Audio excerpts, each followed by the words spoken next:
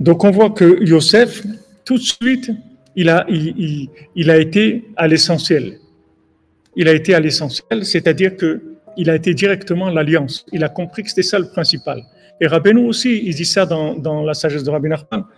Rabbeinu, quand il était enfant, Rabbeinu il a commencé à lutter contre le manger. Il a compris que la nourriture, c'est quelque chose qui était très, très dangereux pour la spiritualité.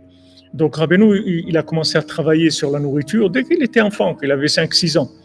Et il a commencé à ne plus avaler, ne plus mâcher le manger. C'est-à-dire, il mettait le manger dans sa bouche et il l'avalait directement.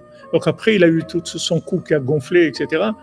Mais il luttait beaucoup contre la nourriture. Après, Rabbeinu, il a compris qu'en fait, le principal, c'était l'alliance. Donc maintenant, le Yetzer Hara, il lui a dit comme ça, Rabbeinu, il dit comme ça. Il dit, le Yetzer Hara, il m'a dit, je te laisse tout, sauf l'alliance. Vas-y, dans la nourriture, dans le sommeil, dans tout ce que tu veux, mais pas l'alliance.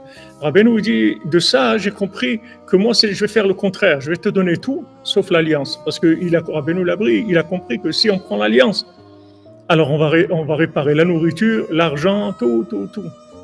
Parce que la nourriture, ça vient de l'alliance. Pourquoi quelqu'un, il a la boulimie? Pourquoi on a envie de manger?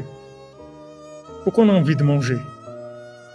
À part maintenant se nourrir.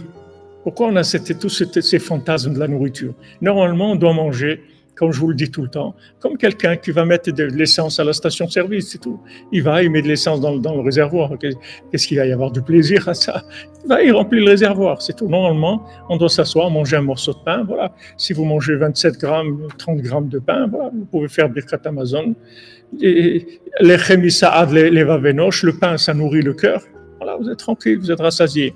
Pourquoi maintenant il y a tous ces fantasmes-là dans la nourriture? C'est un monde de fantasmes, la nourriture, parce que ça vient du problème de l'alliance. Si maintenant vous réparez l'alliance, la nourriture va se simplifier automatiquement. Vous allez voir que vous allez complètement devenir insensible à la nourriture sophistiquée. Vous allez manger simple, c'est tout, du pain avec quelque chose, et puis c'est tout. Il n'y aura pas toutes ces plats, ces trucs, tout ça, c'est le problème de l'alliance. Le problème de l'argent, c'est la même chose. En fait, il y a trois pôles de ta'avot, c'est les mœurs et l'argent et la nourriture. Maintenant, la nourriture, ça vient de la frustration, c'est la boulimie, c'est une forme de dépression. C'est-à-dire que la nourriture, c'est en fait d'être attiré par il y a une frustration, il y a une peur de la mort, il y a une peur de disparaître, il y a une peur de... Alors il faut manger beaucoup, manger et prendre du plaisir dans la nourriture, alors que la nourriture, il faut la simplifier tranquillement. Je vous ai déjà répondu à cette question une fois, que si on a lu tout le Teilim, il faut faire le Tikkun HaKlali, oui. Même si on finit le Teilim tous les jours, après ou avant, on fait le Tikkun HaKlali parce que c'est deux réparations différentes. Donc, on a la nourriture qui est le problème de l'alliance et l'argent, bien sûr, qui est le problème de l'alliance, puisque dans l'argent, la course à l'argent, ça ne vient que du fait que quelqu'un, il se sent déconnecté de Dieu. C'est pour ça qu'il a besoin d'argent. Quelqu'un qui a Dieu, il n'a pas besoin d'argent. Même s'il a besoin d'argent, il va avoir tout l'argent dont il a besoin. Mais pourquoi quelqu'un il a peur du manque?